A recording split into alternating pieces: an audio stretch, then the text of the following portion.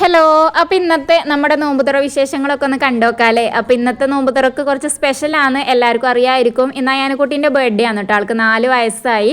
അപ്പോൾ ബർത്ത്ഡേ സ്പെഷ്യലായിട്ട് ഇന്ന് ബിരിയാണിയൊക്കെ ഉണ്ടാക്കുന്നുണ്ട് കേട്ടോ. അപ്പോൾ അതിൻ്റെ പ്രിപ്പറേഷനാണ് ഇപ്പോൾ ഈ നടന്നുകൊണ്ടിരിക്കുന്നത്. പിന്നെ അത് മാത്രമല്ല, കാക്കും കൂടെ വന്നിട്ടുണ്ടായിരുന്നു കേട്ടോ. കാക്കു വരുമല്ലേ എന്നുള്ളത് കൺഫേം ആയിട്ടുണ്ടായിരുന്നില്ല എന്ന് ഞാൻ പറഞ്ഞിട്ടുണ്ടായിരുന്നല്ലോ. അപ്പോൾ കാക്കു വന്നിട്ടുണ്ടായിരുന്നു. അപ്പോൾ ഇന്ന് എല്ലാം കൂടെ മൊത്തത്തിലൊരു ഹാപ്പിയാണ് കേട്ടോ. അപ്പോൾ അതാ ഞാൻ ഉള്ളിയും തക്കാളിയൊക്കെ ഞാൻ കുക്കറിൽ വേഗം വഴറ്റിയെടുത്തിട്ടുണ്ടായിരുന്നു. പിന്നെ നമ്മൾ അരിയൊക്കെ കഴുകിയെടുത്തിട്ടുണ്ട്. അതുപോലെ ചിക്കൻ ഇതാ അവിടെ പൊരിക്കാൻ വേണ്ടിയിട്ടുള്ള മസാല തേച്ച് എണ്ണയൊക്കെ ചൂടായി വന്നപ്പോൾ അതിലേക്ക് ഇട്ടുങ്ങാണ്ട് പൊരിച്ചൊക്കെ എടുക്കുന്നുണ്ട്. ചിക്കൻ പൊരിച്ച് വെച്ചിട്ടുള്ള ബിരിയാണി ഇതിൻ്റെ ലോങ് വീഡിയോ ഞാൻ നാളെ പോസ്റ്റ് ചെയ്യാം കേട്ടോ. അപ്പോൾ അതിൽ ബിരിയാണി റെസിപ്പിയൊക്കെ കാണിക്കുന്നുണ്ട്. വേണമെന്നുള്ളവർ മാത്രം അതൊന്ന് കണ്ടു നോക്കണേ.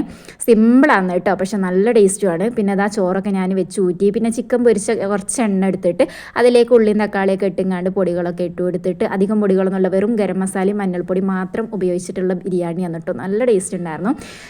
പിന്നെ അതാ അതിൻ്റെ മുകളിൽ കുറച്ച് ആ ചിക്കൻ പൊരിച്ച എണ്ണയും അതുപോലെ മല്ലിയിലും ഒക്കെ ഇട്ടുങ്ങാണ്ട് ദം ഇട്ടിട്ടുണ്ട് കേട്ടോ. നമ്മുടെ ചോറ് ഇവിടെ സെറ്റായിട്ടുണ്ട്.